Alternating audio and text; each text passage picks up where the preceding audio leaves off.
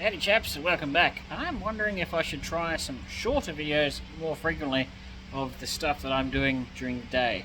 So I'm going to flip the camera around and just have a show of something that I wish I wasn't doing. Right. I wonder if I can zoom out. I can zoom out, how about that?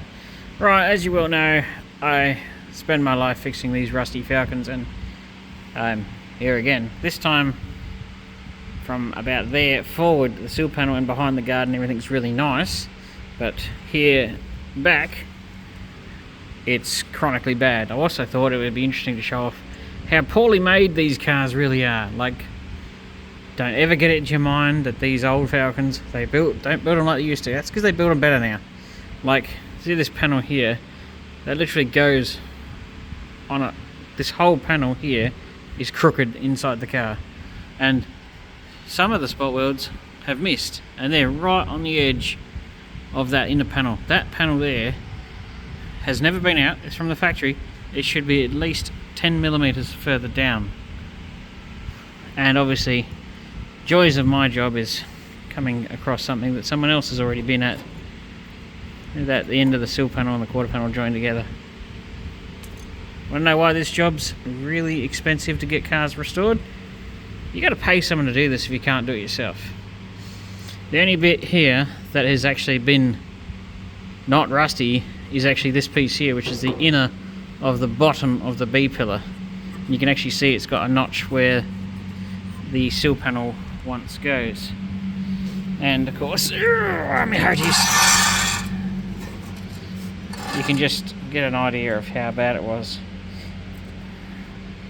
I've got to put this bracket on the new sill panel. I'm going to put half a sill panel in, and I've also got to add some holes and things, so keep that as a template. At least it's something to work from.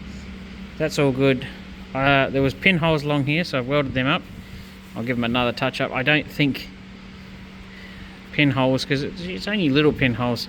I've gone a bit extreme with the welding. I've just gone over everything, even if there wasn't a pinhole, because taking all of the inner sill panel off and all of the outer sill panel and all of the A pillar and the B pillar and the C pillar is just a huge job. And obviously I've still got to do this for customers, and you know, they want things done good, but they also don't have unlimited budgets.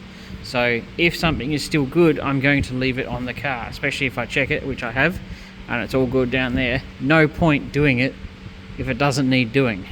Don't give yourself and the customer more work than you can jump over. So clearly it is totally stuffed up this end, and I'll be putting a new inner and a new outer.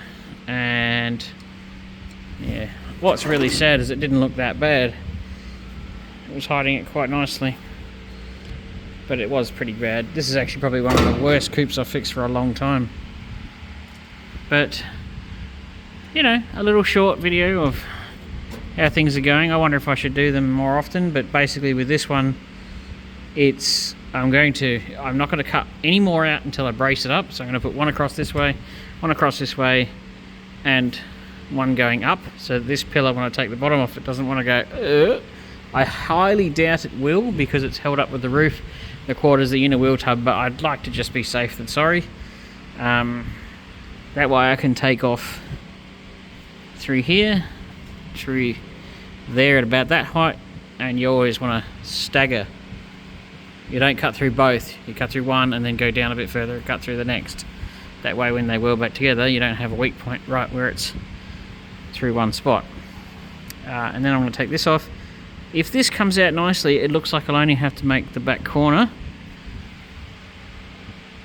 That could come out, and then I can get the outer sill panel, which annoyingly, I wish they didn't do this, but the sill panels, inner and outer, are actually behind this panel here.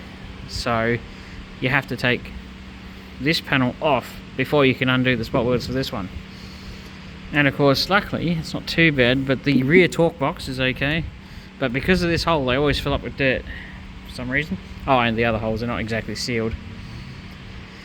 So that's where I'm up to. Thought I'd chuck a little short what I get up to during the day video. People might enjoy it. I might do a couple more of these as I go along instead of doing one big video. I don't know. I thought it might be interesting. Change it up.